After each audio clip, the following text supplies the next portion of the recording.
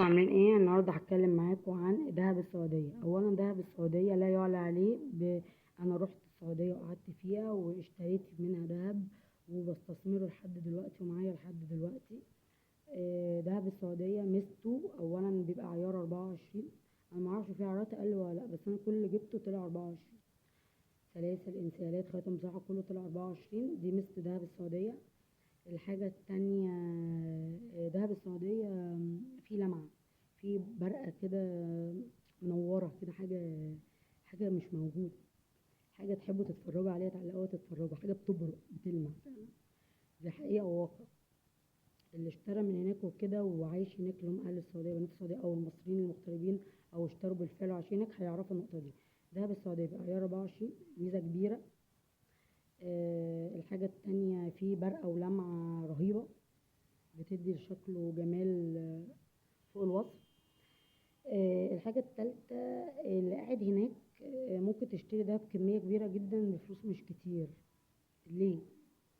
هنا في مصر لما تيجي تشتري حاجة صغيرة تقول أنا اشتريت ودفعت. هناك ممكن تشتري حاجات كتير وما ت... ما تتغير، يعني ما تحسش. هتدفع بس مش هتحس بالسعر. ليه؟ لأن السعودية مرتباتها عالية، بتدي بالعملة، مش عملة الجنيه، بيتعاملوا بالريال السعودي وبالدولار. معاملة بالريال السعودي غير الجنيه المصري. الجنيه المصري قيمته انعدمت، قليلة جدا. اللي هيعرف الحاجات دي أهل السعودية والمصريين اللي في السعودية، اللي هم جم أو هناك ما زالوا هناك. العملة مختلفة تماما. فعشان كده انت لما تنزلي تجيبي تسوقي صعب تجيبي لبس. ممكن تجيبي شنط كتير وتكفيك هنا في مصر سنين. ليه؟ برفانات، البرفانات كل ما بتقعد، ده أنا لغايه دلوقتي عندي برفانات كل ما بتقعد بتبقى ريحتها احلى. ممكن تجيبي برفانات بالدسك، برفانات وتقعد عندك سنين، لان البرفانات ما بتبص غير الكريمات والميك اب وكده، ملهاش صلاحيه، بل بالعكس، كل ما بتقعد كل ما ريحتها بتبقى اقوى وكده. اللي عارفينها من زمان المعلومه دي. اللبس البراندات، اللبس المعين الغالي لما تجيبيه هتلاقيكي بتلبسيه برضه لسنين طويله، بالذات لبس البيت وعبايات استقبال، بيجامات، هدوم داخليه، حاجات زي كده، هتلاقيكي بتلبسيها سنين طويله وحلوه ومحتفظه بيها والموديل وكل حاجه. الدهب نمبر 1، ودي حلقتي عن الدهب مخصوص. احنا هنفتح مواضيع تانية، بس احنا بنحب نتكلم في كله لان انا جربت هناك كل اللبس والحاجات وعندي لغايه دلوقتي. دهب السعوديه قلنا ميزاته، ما بتنزل تشتري مش بتحس، يعني مش بتحس. ممكن تشتري بمبلغ مش هتحس انك دفعت، يعني مش هتحس انك دفعت لكن هنا لو اشتريت حلق، انسيال، سلسله صغيره، علقه، هتقول ده انا دفعت كذا، والله ده انا جايبه دهب بكذا، وتبقى حاجه صغيره جدا. هناك بتدفع مبلغ وبتجيب دهب كتير ومش هتحس بيه قوي، عشان الراتب عالي. والحاجه الباقي المعيشه مش غاليه قوي. الاكل هناك مش غالي قوي، يعني مثلا الاكل هناك من كذا سنه هتلاقيه هو او زاد بسيط. غير هنا كل ساعة بحل، في مصر كل دقيقة وكل ساعة وكل يوم بحل، ويعني والسعر بيعلى. غير هناك تلاقي الحاجات ثابتة، أو لو زادت بتزيد على المدى الطويل ومش زيادة كتيرة. المعيشة هتجيب كل اللي انت نفسك فيه، مش هتدفع فلوس كتير، فهتبقى في ادخار عنك انك تجيب الذهب. هيبقى عندك ادخار انك تشتري الذهب، هيبقى في فايض من مرتبك. هتحوشه في ايه؟ هتحوشه في حاجتين. ما انت هتستثمر مرتبك، هتحوشه في ايه بعد ما تصرف على اسرتك وعليك، سواء اسرتك في مصر او تبعت لها فلوس او معاك. في الحالتين انت هتصرف وهتخلص. هيبقى فاضل استثمار طبعا.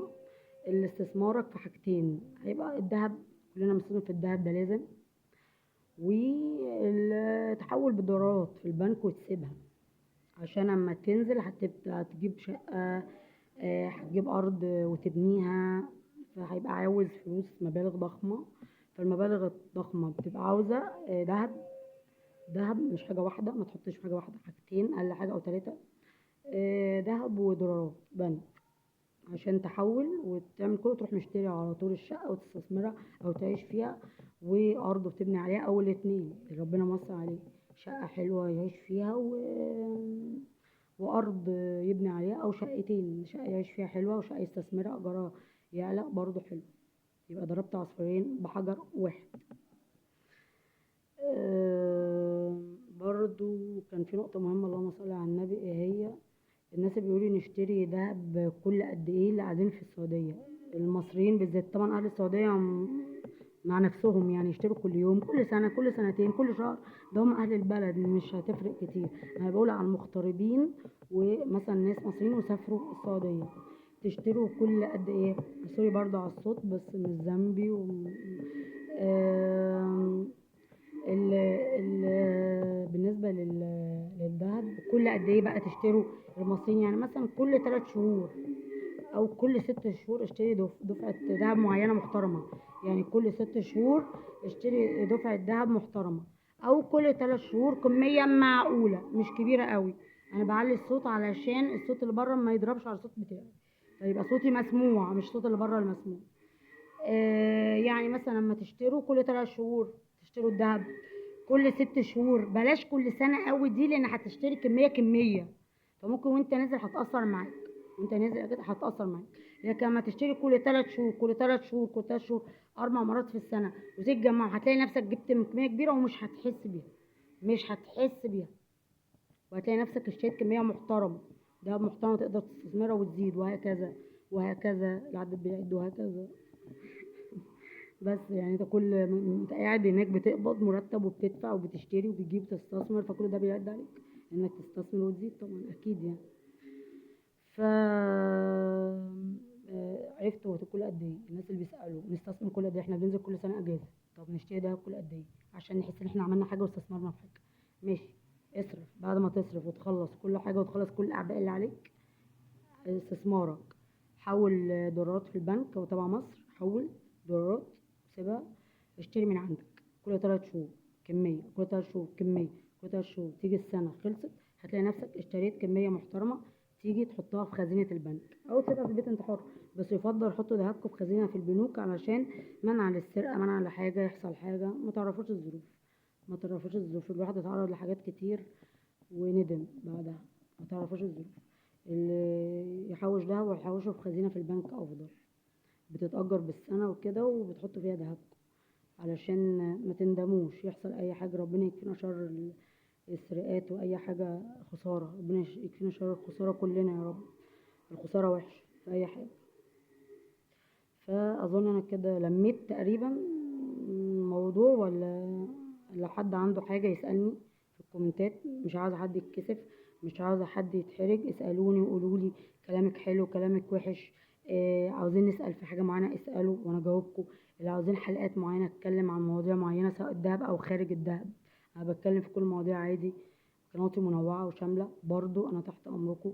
قولولي اكلمكم في المواضيع، في اي موضوع عاوزينه، او اي نقطة معينة بالتحديد، او اي نقطة معينة خاصة بالذهب تحديدا تحديدا تحديدا. انا ليه بقى؟ لان انا بعشق الذهب. انسيالي هو مسكته تاني، كنت عاملة حلقة عنه، مسكته تاني ليه؟ لان انا ذهبي على طول، بحب افتح العلبة بتاعتي واتفرج، البس، اتزين، في مناسبة لازم اروح بالذهب، لو في مناسبة خطوبة، كاتب كتاب، عيد ميلاد، ايا كان مناسبة عموما، لازم طبعا بلبس ذهبي. الدهب مفيد كمان في اني ما بخرجش بيه كده منعا للسرقات طبعا، خلينا متفقين. لكن خروج راح اتمشى، راح شوبينج، راح خارج مع صاحبتي، راح كافيه، راح حاجه، مش هنزل بالدهب، عشان نبقى متفقين. مش هلبس اصلا، ما بلبس، او لو لبست البس خاتم بس واحد وخلاص، لكن مش هلبس سلاسل وانسيالات وانا رايحه خارجه. امتى انا بلبسه؟ انا جايباه حاجتين. الدهب استثمار، اول حاجه استثمار، استثمار جيد جيد جيد جدا. الحاجه ممتاز كمان، الدهب استثمار ممتاز. الحاجه التانية اللي انا لما بكون معزومه بقى في حاجه زي كده، زي ما انا قلت لكم، فرح، خطوبة، شبكة يعني، قراية فاتحة، حاجات زي كده، عيد ميلاد، عقيقة، سبوع، الحاجات المناسبات دي اللي احنا بنروح ننقط وندي فلوس بقى ونحضر ونقعد وكده، من لازم نروح بقيمتنا بقى، نلبس ذهبنا ونبان بقى ونظهر. يعني مش فاهماني ازاي يعني؟ هو اوبر يوديك رايح جاي، وانتي ومعاكي حد عشان ما تروحيش لوحدك، عشان برضو حوادث اوبر كتير واحنا عارفين وكده، وتروحي بدهبك والبسيه مية مية. لكن ما نبقاش بقى خارجين ورايحين نتفسح والشومنج والمول، لا، البسي لبسك العادي وبرفاناتك وطرحك ولبسك وبنطلوناتك وشوزاتك وكوتشياتك وكل حاجه، لكن ما تلبسيش دهب، ما تلبسيش الدهب يعني. ما نعرفش يعني، ما تيجي رايحه المول، رايحين المول وكده، بس ما نعرفش في الطريق خارجين من المول، مشينا شويه، نبقى في الامان، نبقى ايه الامان حلو. عجبكم الفيديو هتعملوا ايه؟ انا نفسي تكملوا انتوا الجمله. عجبكم الفيديو هتشتركوا في القناه وتفعلوا الجرس عشان كل فيديو جديد بعمله يوصل لكم. انا بحبكم وهتوحشوني. الفيديو الجاي بقى، سلام.